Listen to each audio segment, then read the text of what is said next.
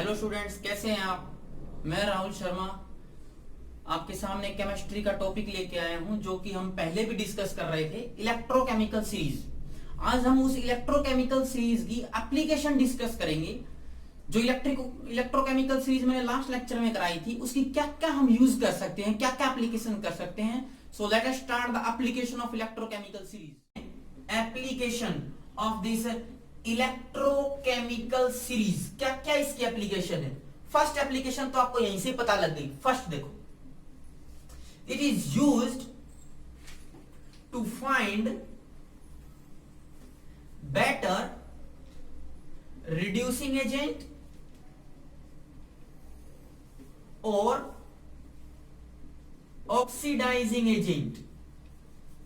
कौन better reducing agent है, कौन बेटर ऑक्सीडाइजिंग एजेंट है, ये आपको पता करने के लिए ये टेबल इंपॉर्टेंट है।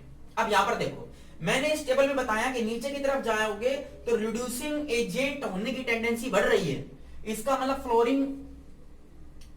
ऑक्सीडाइजिंग एजेंट होने की टेंडेंसी बढ़ रही है। इसका मतलब fluorine is a better oxidizing agent.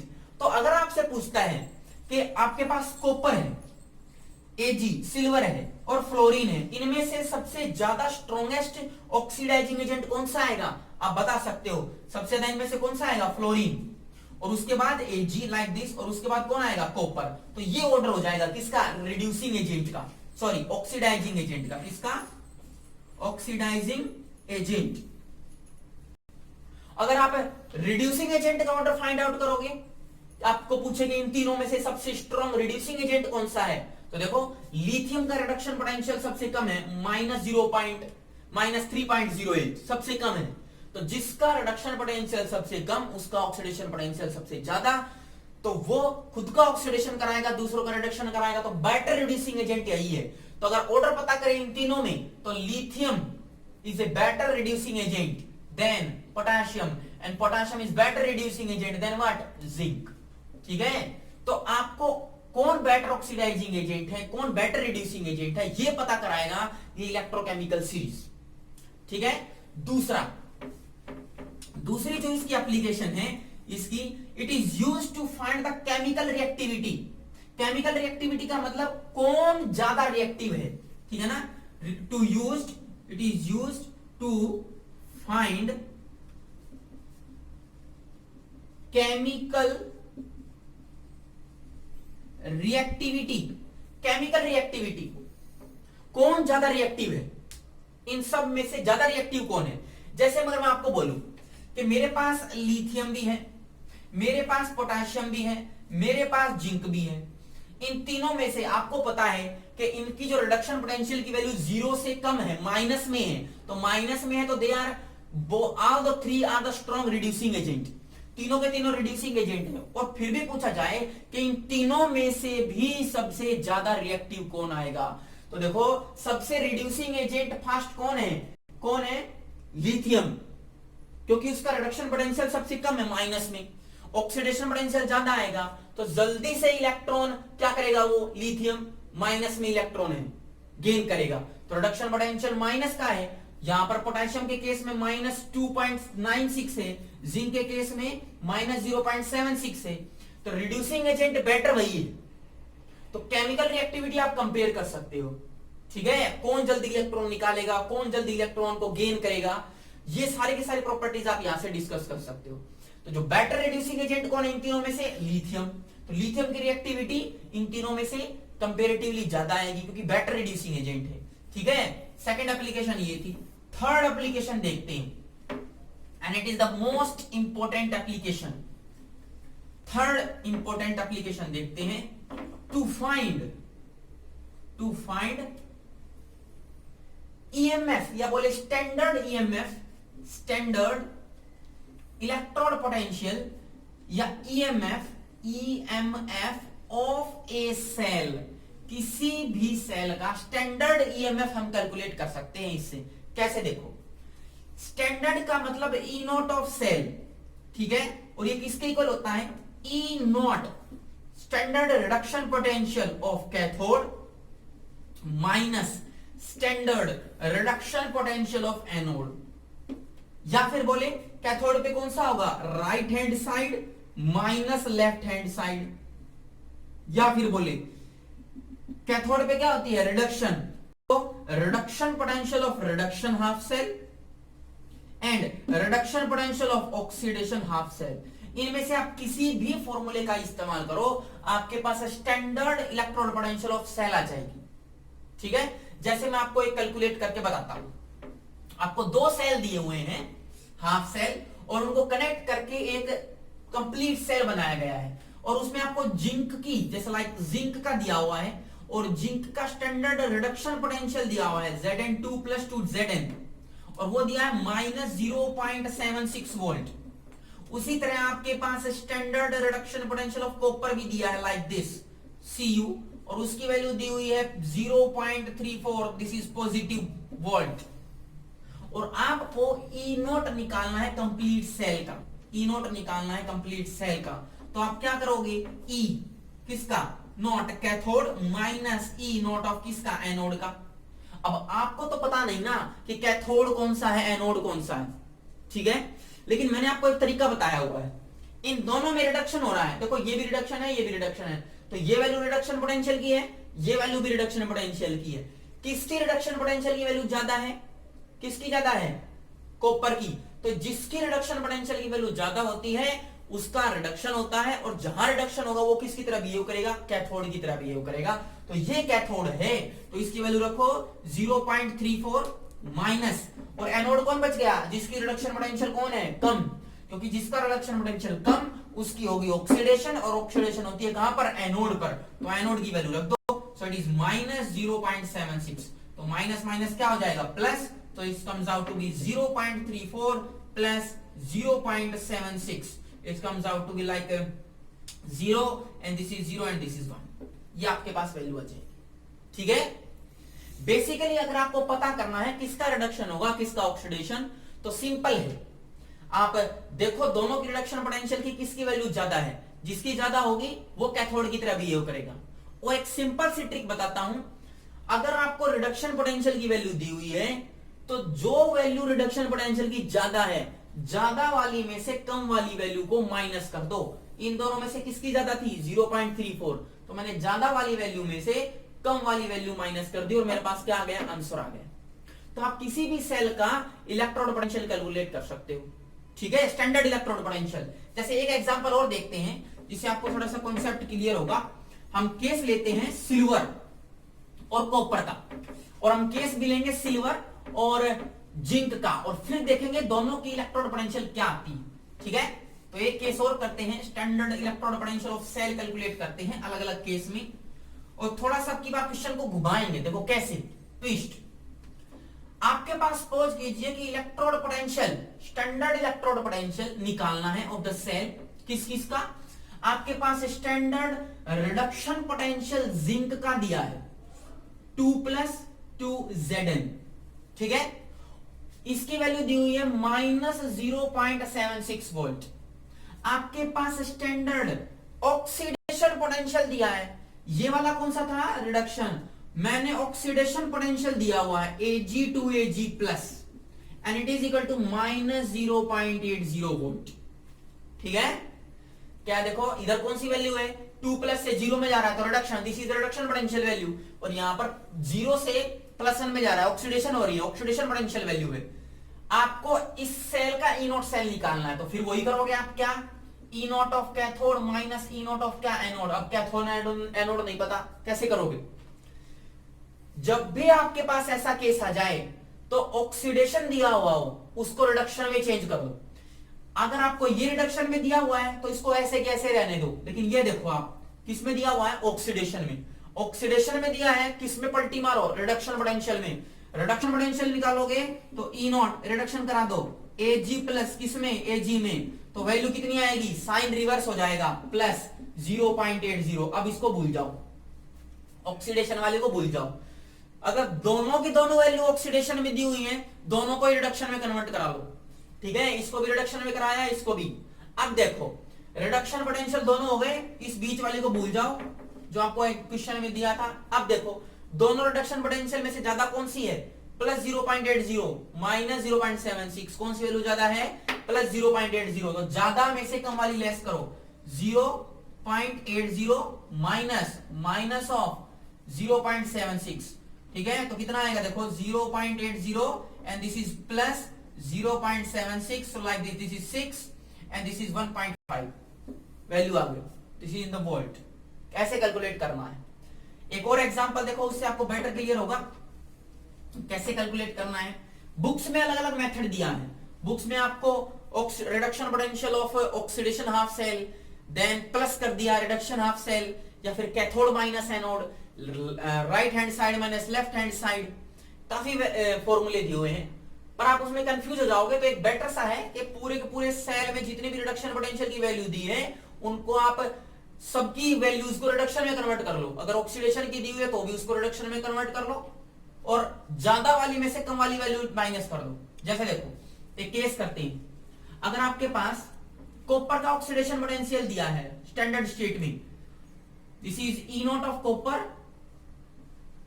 To copper 2+, it is the standard oxidation potential दिया है, ऑक्सीडेशन हो रहा है ना, and this value is minus 0.34 volt, ठीक है। और उसी तरह आपके पास सिल्वर है ई नॉट, इसकी भी ऑक्सीडेशन पोटेंशियल की वैल्यू दी हुई है Ag टू Ag प्लस, और ये वैल्यू आपको दी हुई है माइनस 0.80 वोल्ट। अब दोनों की ही ऑक्सीडेशन वैल्यू दे दी, तो इस दोनों को ही आप किस में कन्वर्ट कर लो, रिडक्शन में। जब इसको रिडक्शन में कन्वर्ट करोगे तो कितनी हो जाएगी, प्लस 0.34, इसकी वैल्यू प्लस 0.80। अब ये है और ये है, रिडक्शन वैल्यू आ गई। ज्यादा कौन सी है 0.80, माइनस कर दो कम वाली 0.34 और आंसर आ जाएगा, सिंपल, ठीक है। तो ऑक्सीडेशन वैल्यू दी हुई हो या रिडक्शन वैल्यू दी हुई हो, आप उसको रिडक्शन में कन्वर्ट करना है, और रिडक्शन में कन्वर्ट करने के बाद हायर वैल्यू में से लेस वैल्यू को माइनस कर दो, आंसर आ जाएगा। बुक्स में कई फॉर्मूले दिए हुए हैं, कंफ्यूज हो जाओगे, हायर में से लोअर वाला माइनस कर दो, आंसर आ जाएगा। तो आप इस फॉर्मूले से, तीसरी एप्लीकेशन थी, किसी भी सेल का स्टैंडर्ड इलेक्ट्रोड पोटेंशियल निकाल सकते हो अगर आपके पास standard reduction potential of 2 half cell आपका पता है तो। फोर्थ एप्लीकेशन, आप 10th क्लास में पढ़ते थे कि अगर हम किसी मेटल को एसिड में डालें, मेरे पास मेटल है लाइक आयरन, मेरे पास मेटल है लाइक जिंक, अगर मैं इनको एसिड में डालता हूं H2SO4 तो क्या होता है, ZnSO4 बनेगा, प्लस कौन सी गैस निकल जाएगी, हाइड्रोजन गैस निकल जाएगी। तो हम 10th में पढ़ते थे कि मेटल को किसी एसिड में डालेंगे तो हाइड्रोजन गैस निकलेगी। क्या ये ऑलवेज ट्रू है? नहीं, ये ऑलवेज ट्रू नहीं। अगर किसी मेटल को किसी एसिड में डाले और हाइड्रोजन गैस निकलेगी, उसके लिए हम एक कंडीशन को फॉलो करेंगे। जैसे देखो, अगर आपके पास पता है कि ये एसिड है और इसके अंदर हाइड्रोजन है जो कि लिबरेट हो रहा है in the form of H2 gas, ठीक है, तो इसका स्टैंडर्ड रिडक्शन पोटेंशियल हाइड्रोजन का कितना आएगा, 0, ये आपको पता है। तो कोई मेटल इस एसिड में से हाइड्रोजन निकालेगा या नहीं निकालेगा, ये पता करना है। तो यहां पर देखो, हाइड्रोजन की ऑक्सीडेशन स्टेट कितनी थी, +1, यहां पर कितनी है, 0। तो ये क्या हो रहा है, this is reduction, electron gain हो रहा है, रिडक्शन हो रहा है। इस मेटल का क्या हो रहा है, Zn से किस में जा रहा है, Zn2+ में, इसका क्या हो रहा है, ऑक्सीडेशन, ठीक है। अगर मेटल का ऑक्सीडेशन हो रहा है और हाइड्रोजन का रिडक्शन हो रहा है, इसका मतलब किसका रिडक्शन पोटेंशियल ज्यादा था, हाइड्रोजन का, क्योंकि मैंने बताया जिसका रिडक्शन पोटेंशियल ज्यादा होता है उसकी रिडक्शन होती है, और जिसका रिडक्शन पोटेंशियल कम होता है उसकी क्या होती है, ऑक्सीडेशन। तो देखो, हाइड्रोजन का इलेक्ट्रोड पोटेंशियल ज्यादा था, इसीलिए क्या हो गई उसकी रिडक्शन, और हाइड्रोजन का इलेक्ट्रोड पोटेंशियल होता कितना है, 0। कितना होता है, 0। इसका मतलब अगर कोई मेटल का रिडक्शन पोटेंशियल उस हाइड्रोजन के रिडक्शन पोटेंशियल से कम तो है, कम का मतलब किसमें, नेगेटिव, -0.76, -3.10 लाइक दिस, नेगेटिव में है, तो हाइड्रोजन का रिडक्शन पोटेंशियल ज्यादा हो गया, तो हाइड्रोजन का क्या हो जाएगा, रिडक्शन, और मेटल का क्या हो जाएगा, ऑक्सीडेशन। तो वो मेटल किसी एसिड में से हाइड्रोजन गैस निकालेगा जिसका रिडक्शन पोटेंशियल की वैल्यू 0 से कम हो। 0 से कम का मतलब नेगेटिव हो। अगर नेगेटिव तो होगी रिडक्शन पोटेंशियल की वैल्यू उस मेटल की, तो उसका तो ऑक्सीडेशन हो जाएगा, और हाइड्रोजन का क्या हो जाएगा, रिडक्शन, क्योंकि हाइड्रोजन की रिडक्शन पोटेंशियल क्या है, ज्यादा है, 0 है। इस मेटल की क्या है, नेगेटिव, कम है, इसका ऑक्सीडेशन हो गया, इसका रिडक्शन। तो जितने भी मेटल्स ऐसे हैं जिनकी रिडक्शन पोटेंशियल की वैल्यू हाइड्रोजन से कम आए, जीरो से कम आए, नेगेटिव आए, वही मेटल एसिड में से हाइड्रोजन को लिबरेट करेंगे। जैसे देखो मैं आपके पास क्वेश्चन कराता हूं न्यूमेरिकल, तब आपको थोड़ा सा कॉन्सेप्ट क्लियर होगा। ठीक है, देखो फर्स्ट क्वेश्चन, आपके पास जिंक है, मैंने उसके अंदर H2SO4 डाला, तो पूछ रहा है कि ZnSO4 के साथ हाइड्रोजन गैस निकलेगी या नहीं निकलेगी। तो देखो हाइड्रोजन का क्या हो रहा है, +1 ऑक्सीडेशन स्टेट से कितने गया, 0 में, तो इसको क्या बोलेंगे, रिडक्शन। और इसका रिडक्शन पोटेंशियल कितना होता है, 0। और इसका रिडक्शन हो रहा है तो इसका क्या होगा, ऑक्सीडेशन। जिंक का क्या हो रहा है, ऑक्सीडेशन। इसका मतलब किसकी रिडक्शन पोटेंशियल ज्यादा, हाइड्रोजन की, 0। इसकी क्या आएगी, आपको पता है जिंक की रिडक्शन पोटेंशियल कितनी होती है, -0.76। तो देखो ये कम है ना, 0 से कम है। वही मेटल लिबरेट करेगा जिसकी 0 से कम आएगी, इसकी 0 से कम है, तो ये हाइड्रोजन गैस को लिबरेट करेगा। इसका मतलब ये रिएक्शन पॉसिबल है, हो जाएगी। दूसरा केस देखो, दूसरा केस, अगर मैं केस लेता हूं कॉपर का, और उस कॉपर को मैं H2SO4 में डालूं और पूछेगा कि बताओ हाइड्रोजन गैस निकलेगी या नहीं निकलेगी। अगर ये रिएक्शन कर गए तो क्या बनाएगा, CuSO4, और कौन सी गैस निकलेगी, हाइड्रोजन। हाइड्रोजन की ऑक्सीडेशन स्टेट H2SO4 में कितनी है, +1, H2 में कितनी है, 0। क्या हो रहा है, रिडक्शन। रिडक्शन हो रहा है तो इस कॉपर का क्या होगा, ऑक्सीडेशन। तो कॉपर का तो हो गया ऑक्सीडेशन, और हाइड्रोजन का क्या हो गया, रिडक्शन। इसके अकॉर्डिंग, इस इक्वेशन के अकॉर्डिंग आपको पता है कि हाइड्रोजन का electrode potential, reduction potential standard state में 0, और कॉपर का कितना होता है, +0.34। अब देखो किसका ज्यादा है रिडक्शन पोटेंशियल, कॉपर का। इसका मतलब रिडक्शन किसकी होगी, कॉपर की होगी, हाइड्रोजन की नहीं होगी। पर इस केस में तो कॉपर की ऑक्सीडेशन हो रही है, इसका मतलब ये रिएक्शन नहीं होगी। वही मेटल लिबरेट करेंगे हाइड्रोजन गैस किसी एसिड में से जिसकी रिडक्शन पोटेंशियल की वैल्यू नेगेटिव आएगी। इसमें क्या है, पॉजिटिव। ये रिएक्शन नहीं होगी, इसका मतलब कॉपर किसी एसिड में से लाइक H2SO4 में से हाइड्रोजन गैस को लिबरेट नहीं करेगा। ठीक है, एक और एक केस देख के चलते हैं, इससे आपको बेटर समझ में आएगा। जैसे अगर आपके पास ये आपने Pb लेड प्लस H2SO4 डाला और आपने बनाया लेड सल्फेट PbSO4 और रिलीज हो गई हाइड्रोजन गैस। देखते हैं कि ये Pb जो लेड है वो लिबरेट करता है कि नहीं। और आपको दिया हुआ है रिडक्शन पोटेंशियल Pb2 प्लस से Pb का रिडक्शन पोटेंशियल दिया हुआ, इट इज -0.13। बताओ हाइड्रोजन का रिडक्शन पोटेंशियल क्या होता है, 0। This is for the hydrogen. तो मैंने बताया वही मेटल लिबरेट करेगा जिसकी रिडक्शन पोटेंशियल की वैल्यू 0 से कम आएगी। नेगेटिव है, बिल्कुल करेगा, तो बिल्कुल हाइड्रोजन लिबरेट हो जाएगी। एक और केस देखो, अगर आपके पास आयरन है Fe और उसका रिडक्शन पोटेंशियल दिया है और कह रहा कि आयरन H2SO4 से रिएक्ट करा करके FeSO4 बनाएगा या नहीं और हाइड्रोजन गैस लिबरेट होगी कि नहीं। और जो आयरन का रिडक्शन पोटेंशियल दिया है Fe2 प्लस 2 आयरन में जाने का, and it is -0.44 volt. Hydrogen का कितना होता है, 0। तो देखो आयरन की नेगेटिव है तो हो जाएगा, बिल्कुल लिबरेट होगी। ठीक है, एक केस और देखो जिसमें आपको पता लगेगा कि लिबरेट होगा कि नहीं हाइड्रोजन। जैसे आपने Ag ले लिया सिल्वर, और Ag को आप रिएक्शन करा रहे हो H2SO4 से, तो क्या बनेगा, AgSO4 Ag2SO4 लाइक दिस, और प्लस में हाइड्रोजन गैस लिबरेट होगी। अब आप इसको बैलेंस करो और देखो जरा लिबरेट होगी क्या नहीं।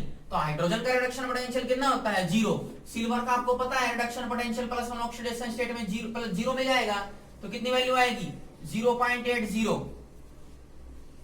पॉजिटिव है, इसका मतलब रिएक्शन नहीं होगी, लिबरेट नहीं करेगा। तो इस फोर्थ एप्लीकेशन से आपको यह पता लगता है कि कोई मेटल जो है वो हाइड्रोजन गैस को लिबरेट कर रहा है, नहीं कर रहा। अगर उस मेटल का रिडक्शन पोटेंशियल नेगेटिव में तो है, नेगेटिव का मतलब 0 से कम है, 0 से कम होगा तो उस मेटल की क्या हो जाएगी, ऑक्सीडेशन, और हाइड्रोजन का क्या हो जाएगा, रिडक्शन। और वही तो मेरे को चाहिए। इसका मतलब वही मेटल हाइड्रोजन को लिबरेट करेगा एसिड में से जिसका रिडक्शन पोटेंशियल 0 से कम हो, नेगेटिव हो। ठीक है, फोर्थ एप्लीकेशन करते हैं, वो भी इंपॉर्टेंट है और उस पर बहुत सारे न्यूमेरिकल आपके आते हैं। नेक्स्ट एप्लीकेशन फिफ्थ, क्या कोई रिएक्शन फिजिबल है कि नहीं। जैसे अगर आपके पास देखो एक कंटेनर है और उस कंटेनर में आपके पास CuSO4 कॉपर सल्फेट भरा हुआ है।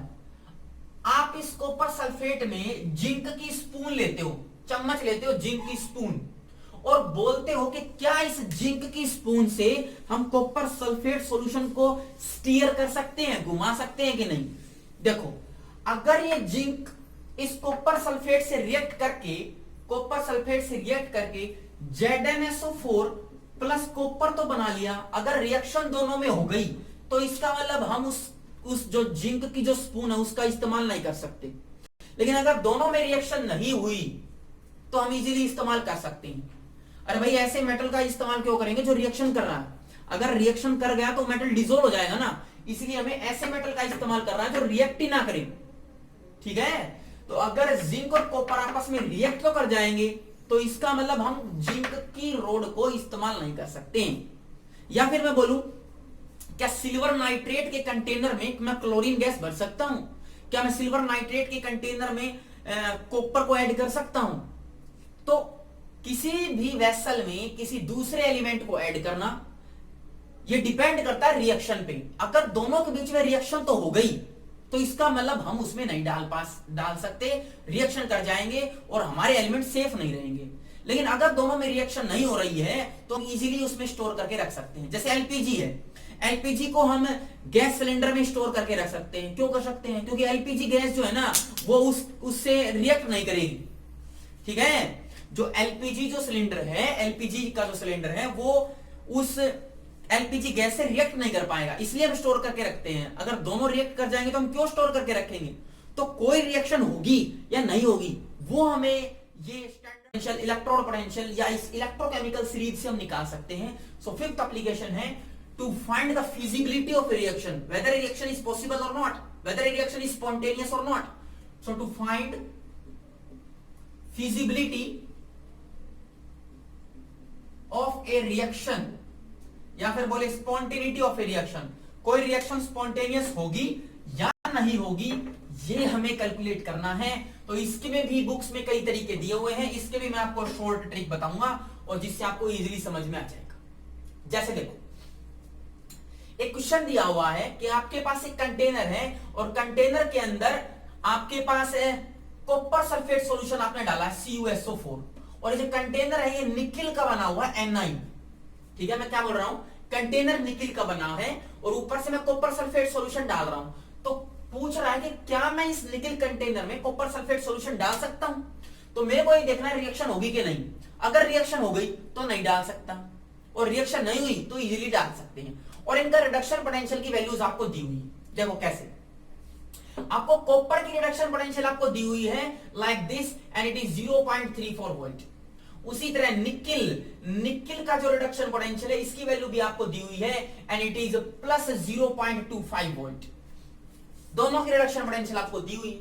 अब आप इस कंटेनर में आओ, अगर इनमें रिएक्शन होती है, देखो कैसे रिएक्शन होती है, तो कैसे होगा, निकिल है Ni है प्लस CuSO4, तो किस में कन्वर्ट होना चाहेगा, NiSO4 plus copper like this.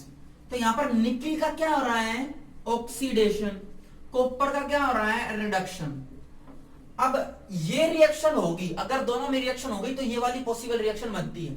अब यहां पर आओ, दोनों का क्या हो रहा है, रिडक्शन। तो इसका मतलब ये जो वैल्यू दी हुई है आपको कौन सी पोटेंशियल की दी हुई है, रिडक्शन पोटेंशियल की। किसकी रिडक्शन पोटेंशियल की वैल्यू ज्यादा है, कॉपर की। इसका मतलब कॉपर का तो होगा रिडक्शन और निकिल का क्या होना चाहिए, ऑक्सीडेशन। इस वैल्यू के अकॉर्डिंग अगर वो वाली वैल्यूज इस रिएक्शन को सेटिस्फाई करती हैं, देखो कैसे, कॉपर का क्या हो रहा है, रिडक्शन। यहां पर आओ, कॉपर का क्या हो रहा है, रिडक्शन। निकिल का क्या हो रहा है यहां पर, ऑक्सीडेशन। यहां पर निकिल का क्या हो रहा है, ऑक्सीडेशन। इसका मतलब वो जो वैल्यूज हैं, कैलकुलेटेड वैल्यूज, वो इस एक्सपेरिमेंट को फॉलो करती हैं। इसका मतलब रिएक्शन पक्का होगी, और रिएक्शन अगर हो गई तो हम इसको स्टोर नहीं कर सकते। समझ में आई बात? इसका मतलब हम इसको स्टोर नहीं कर सकते। ठीक है, अगर आपको यह तरीका भी नहीं समझ में आया तो एक तरीका देखो, आप E0 ऑफ सेल निकालो। कैसे निकालोगे, E of cathode minus E of anode. वही तरीका बताया, दोनों की रिडक्शन पोटेंशियल दी हुई है, हायर में से लोअर वाली क्या कर दो, माइनस। हायर कौन सी है, बताओ हायर कौन सी है, कॉपर की 0.34 माइनस 0.25, आंसर कितना आएगा 0.09 आएगा। तो वैल्यू किसमें आई है, पॉजिटिव में आई है। अगर वैल्यू पॉजिटिव में आती है तो आपको एक फॉर्मूला पता है, +1 में पढ़ा है, delta G is equal to -NFE0 of cell. और delta G Gibbs free energy है, ये आपको बताती है स्पॉन्टेनिटी, कोई रिएक्शन होगी या नहीं होगी। अगर आपके पास डेल्टा जी नेगेटिव तो होगी तो रिएक्शन स्पॉन्टेनियस है, क्या अगर होगी रिएक्शन। अगर आपके पास डेल्टा जी नेगेटिव है तो रिएक्शन होगी, स्पॉन्टेनियस है। लेकिन अगर आपके पास डेल्टा जी क्या आ गया, पॉजिटिव, रिएक्शन नहीं होगी, नॉन स्पॉन्टेनियस। तो इसमें देखो E0 ऑफ सेल क्या आया, पॉजिटिव, तो E0 पॉजिटिव आएगा तो डेल्टा जी की वैल्यू क्या आएगी, नेगेटिव। इसका मतलब रिएक्शन स्पॉन्टेनियस है, होगी, और रिएक्शन हो गई तो हम स्टोर नहीं कर सकते। तो ये वाला तरीका भी आप अपना सकते हो और ये वाला भी। अगर आपके पास E0 ऑफ सेल पॉजिटिव तो आई तो रिएक्शन होगी, स्टोर नहीं कर सकते। और E0 ऑफ सेल नेगेटिव आई तो हम रिएक्शन नहीं होगी और हम स्टोर कर सकते। ठीक है, एक क्वेश्चन और देखो। अगर आप ये भी नहीं समझ में आ रहा कि हायर माइनस लोअर करना है तो उससे भी सिंपल तरीका बताता हूं। आपको सोल्ट वाली वैल्यू पहले रखनी है, कॉपर सल्फेट है ना इसमें सोल्ट, तो कॉपर सल्फेट की वैल्यू कौन सी है, कॉपर वाली 0.34, वो पहले रखो, माइनस जो मेटल बच गया, मेटल अकेला मेटल, उसकी वैल्यू को घटा दो। मेटल कौन है, निकिल, तो मैंने माइनस कर दिया निकिल की वैल्यू 0.34। तो क्या करो, अगर ये वैल्यू भी नहीं समझ में आ रही, cathode minus anode, higher minus lower, ये कॉन्सेप्ट भी नहीं आ रहा समझ में, तो ये कर लो। ई कौन सी वैल्यू, सोल्ट की, माइनस ई किसका, मेटल का, इलेक्ट्रोड जो आपने लिया है उसका। सिंपल, इससे भी आ सकता है। एक क्वेश्चन और करते हैं, बेटर समझ में आएगा। देखो एक क्वेश्चन और देखो, जैसे आपसे पूछा है कि why blue colour of CuSO4, copper sulphate का ब्लू कलर डिस्चार्ज हो जाता है, डिसअपीयर हो जाता है, गायब हो जाता है।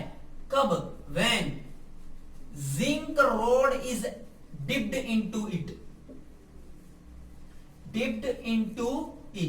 क्वेश्चन कह रहा है कि अगर आप कॉपर सल्फेट के सॉल्यूशन में जिंक की रोड डालोगे तो कॉपर सल्फेट का जो ब्लू कलर सॉल्यूशन है वो डिसअपीयर हो गया, गायब हो गया। क्यों हो गया, क्योंकि जिंक अगर आप ऐसे लेते हो और ये कॉपर सल्फेट का सॉल्यूशन है और आपने ऊपर से इसमें जिंक डाला तो इसका तो ब्लू कलर है, और वो ब्लू कलर गायब कब होगा, जब कॉपर सल्फेट और जिंक में क्या हो गई, रिएक्शन हो गई तो गायब हो जाएगा पक्का।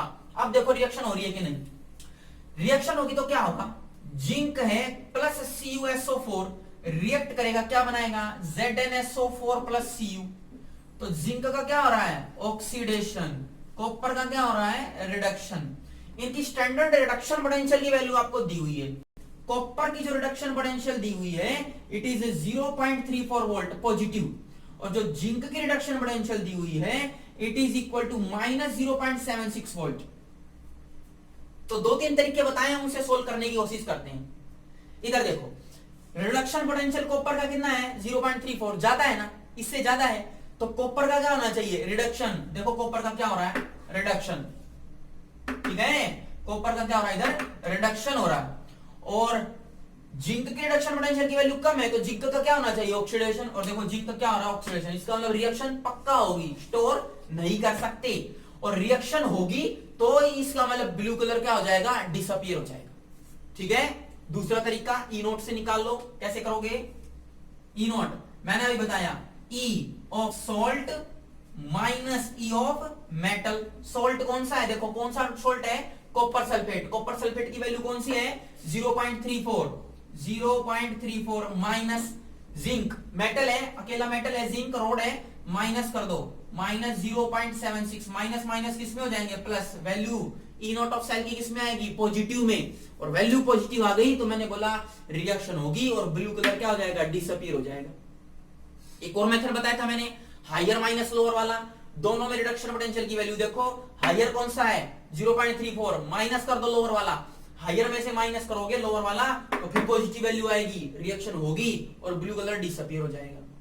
ठीक है, तो ये क्वेश्चन आपके जरूर आते हैं। एक क्वेश्चन और मैं और कराता हूं जिससे आपको बेटर समझ में आएगा। एक क्वेश्चन लास्ट क्वेश्चन करते हैं, ठीक है। क्या हम क्लोरीन गैस को स्टोर कर सकते हैं इन कॉपर वेसल? क्वेश्चन ये कह रहा है कि can we store chlorine gas in copper vessel? क्या क्लोरीन गैस को कॉपर वेसल में स्टोर कर सकते हैं कि नहीं? और क्लोरीन का आपको रिडक्शन पोटेंशियल दिया है like this, Cl2 Cl minus is 1 point plus में है ये 1.34 वोल्ट। और कॉपर का भी आपको दिया है, कॉपर का इट इज 0.34 वोल्ट। देखो स्टोर कर सकते हैं कि नहीं, कर सकते हैं कि नहीं? कॉपर वेसल में क्लोरीन गैस को स्टोर कर सकते हैं कि नहीं, ये क्वेश्चन दिया है। अब आप इन दोनों में से रिडक्शन पोटेंशियल की वैल्यू देखो किसकी ज्यादा है। जब मैंने बताया हायर में से लोअर कर दो माइनस, ज्यादा किसकी है? ई, क्लोरीन की ज्यादा है, माइनस ई किसकी कर दो? कॉपर की ज्यादा। 1.34 माइनस 0.34 आंसर कितना आएगा? 1। पॉजिटिव वैल्यू आएगी नहीं, और पॉजिटिव वैल्यू आ गई तो इसका मतलब रिएक्शन होगी, स्टोर नहीं कर सकते। ठीक है। दूसरा मैंने बताया सॉल्ट माइनस क्या कर दो? मेटल कर दो। अब मेटल कौन सा है? कॉपर। क्लोरीन तो मेटल नहीं है, कॉपर मेटल है, तो किसको? सॉल्ट इसमें नहीं है तो गैस ले लो।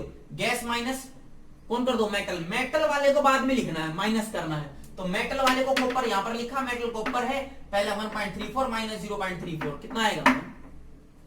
समझ में आ रही है बात? तो ये चीजें हैं जो आपको याद रखनी है। तो जो स्टैंडर्ड रिडक्शन पोटेंशियल की वैल्यू आपको दी हुई होती है, उससे आप E naught of cell, standard reduction potential से आप standard EMF of a cell निकाल सकते हो, standard electron potential of complete cell निकाल सकते हो। कैसे? Standard reduction potential of cathode minus anode, simple है। या फिर मैं बोलूं cathodic half cell minus anodic half cell, right hand side minus left hand side, ठीक है, reduction half cell minus oxidation half cell. और ये भी याद नहीं होता तो आप सिर्फ इतना करो, रिडक्शन पोटेंशियल की वैल्यू निकाल लो और ज्यादा में से कम वाली घटा दो, हाइयर में से लेस वाली जो माइनस है वो कर दो, सिंपल आपके पास वैल्यू आ गई। अगर इलेक्ट्रॉन पोटेंशियल स्टैंडर्ड की वैल्यू पॉजिटिव आएगी तो आपके पास रिएक्शन होगी और स्टोर नहीं कर सकते वेसल में, ठीक है। और स्पॉन्टेनियस रिएक्शन हो जाएगी। अगर पॉजिटिव आई है तो स्पॉन्टेनियस है, नेगेटिव है तो नॉन स्पॉन्टेनियस रिएक्शन आएगी। तो ये 5 हमने एप्लीकेशन की है स्पेक्ट्रोकेमिकल सीरीज की, कि हम कौन सा रिड्यूसिंग एजेंट बेटर है, कौन सा रिड्यूसिंग एजेंट लेस बेटर है, ऑक्सीडाइजिंग एजेंट कौन सा है, या फिर हम बात करें कौन मेटल हाइड्रोजन लिबरेट करेगा, वही मेटल हाइड्रोजन लिबरेट करेगा जिसका स्टैंडर्ड रिडक्शन पोटेंशियल नेगेटिव में होगा। क्योंकि रिडक्शन पोटेंशियल अगर स्टैंडर्ड नेगेटिव में है तो इसका मतलब उस मेटल का क्या होगा? ऑक्सीडेशन। और हाइड्रोजन का इलेक्ट्रॉन पोटेंशियल ज्यादा है 0, तो उसका क्या होगा? रिडक्शन, और वही हमें चाहिए। तो इसका मतलब वही मेटल रिडक्शन शो करेगा, हाइड्रोजन निकालेगा किसी एसिड में से जिसकी रिडक्शन पोटेंशियल की वैल्यू क्या दी हुई हो? नेगेटिव। और लास्ट एप्लीकेशन कि हम चेक कर सकते हैं कि किसी कंटेनर में पर्टिकुलर गैस को, किसी सॉल्ट को स्टोर कर सकते हैं कि नहीं। अगर ई नोट की वैल्यू, स्टैंडर्ड रिडक्शन पोटेंशियल की वैल्यू पॉजिटिव तो आ गई, ईएमएफ की वैल्यू तो स्टोर नहीं कर सकते क्योंकि रिएक्शन हो जाएगी, फिजिबल है, स्पॉन्टेनियस। लेकिन अगर आपके पास ई नोट की वैल्यू नेगेटिव आई, नॉन स्पॉन्टेनियस, फिजिबल नहीं है, स्टोर कर सकते हैं। तो इस पूरे चैप्टर पे आप ढेर सारे न्यूमेरिकल कीजिए, कुछ मैंने कराए हैं, डीपीपी भी मैं आपको दूंगा। तो नेक्स्ट टाइम हम सेल्स के बारे में, इलेक्ट्रोलाइटिक सेल और इससे आगे का टॉपिक डिस्कस करेंगे। तब तक के लिए थैंक यू।